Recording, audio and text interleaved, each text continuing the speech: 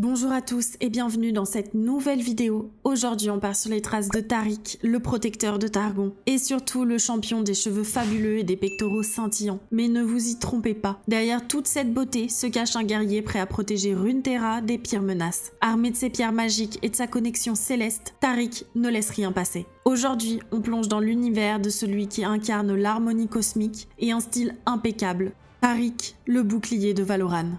Je suis la manifestation du protecteur. Je suis Tariq. La vie des nobles protecteurs de Demacia est un modèle de dévouement infaillible et désintéressé aux idéaux du roi et du pays. Appelé à perpétuer la longue tradition militaire de sa famille, Tariq n'essaya pas d'échapper à ses responsabilités sans pour autant limiter ou définir ce qu'il devait protéger. Protection pour tous. Le jeune guerrier suivit un entraînement difficile et possédait des compétences martiales très développées. Néanmoins, pendant ses rares heures de temps libre, il trouvait d'autres moyens de servir sa terre natale.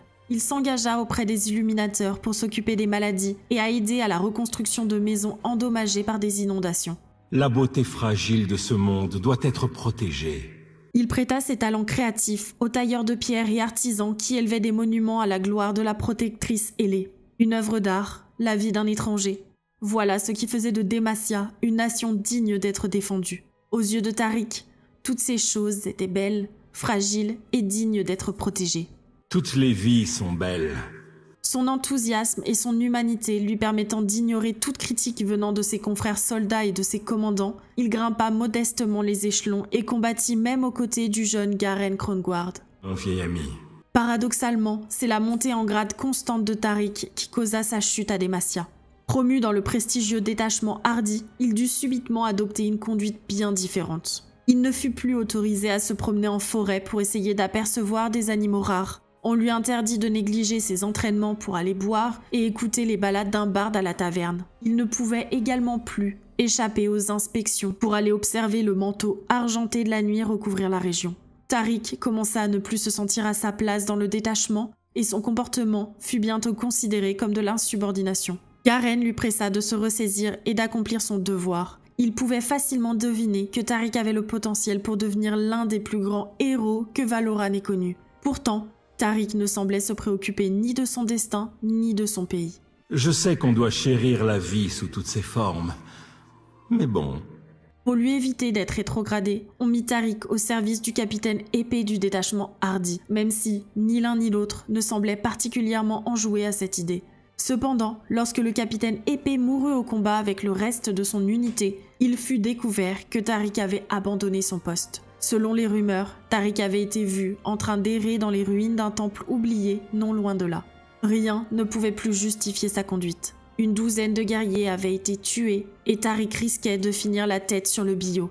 Garen intervint alors dans l'espoir de sauver son ami. En tant que nouveau capitaine épée, il condamna Tariq à l'épreuve de la couronne de pierre, l'une des plus anciennes traditions de Demacia. Cette épreuve demandait à un soldat déshonoré de gravir le mont Targon, mais rares étaient ceux qui survivaient à l'ascension. Même si la couronne de pierre était traditionnellement un moyen pour les disgraciés de fuir Demacia et de reconstruire leur vie dans l'exil, Tariq prit le premier navire pour le sud et jura de réellement expier ses fautes.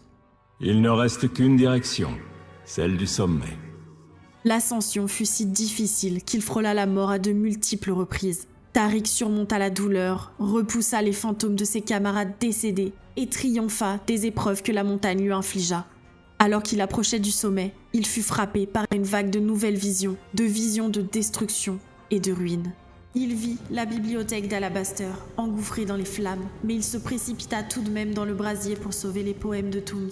Il hurla de rage en voyant les gardiens du givre chasser le dernier rêve-cerf jusqu'à le précipiter du haut d'une falaise, puis se jeta dans le vide, dans une tentative désespérée pour le sauver.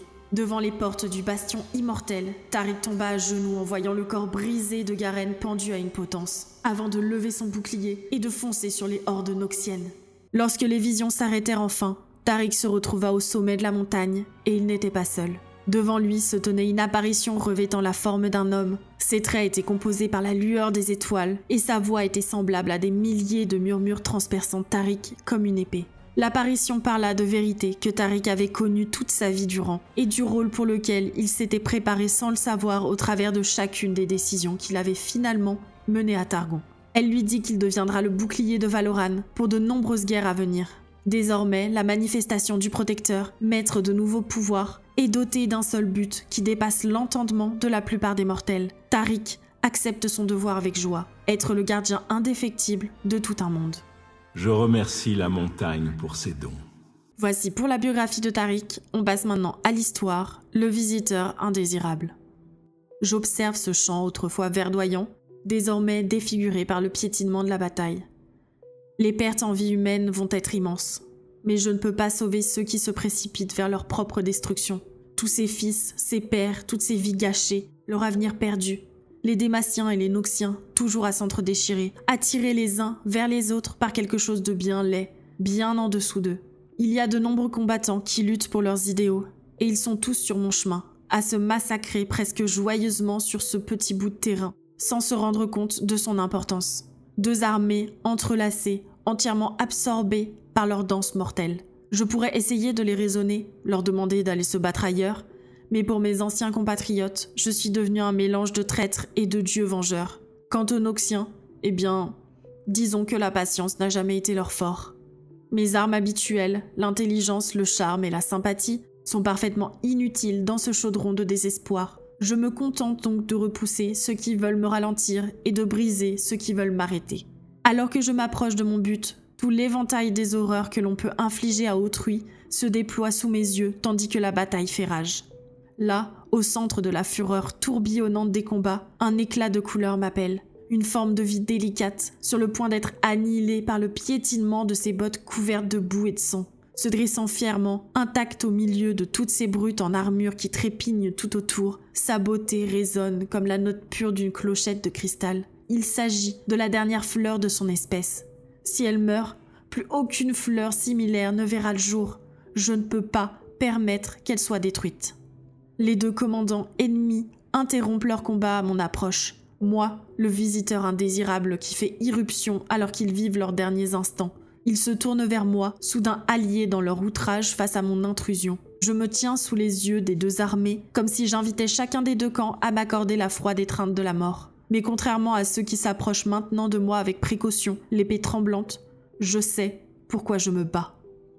Et voilà, on a fait le tour de Tariq, ce gardien étoilé qui marie la beauté divine et une force indomptable. Derrière son charisme éclatant, il cache une mission sacrée, protéger le monde, que ce soit contre des démons ou des mauvais goûts capillaires.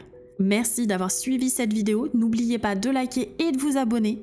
N'hésitez pas également à rejoindre le Discord pour choisir le champion de la semaine prochaine. Et souvenez-vous, on ne rigole pas avec la beauté céleste, surtout quand elle peut vous écraser sous des montagnes de cristal. Merci beaucoup et à bientôt.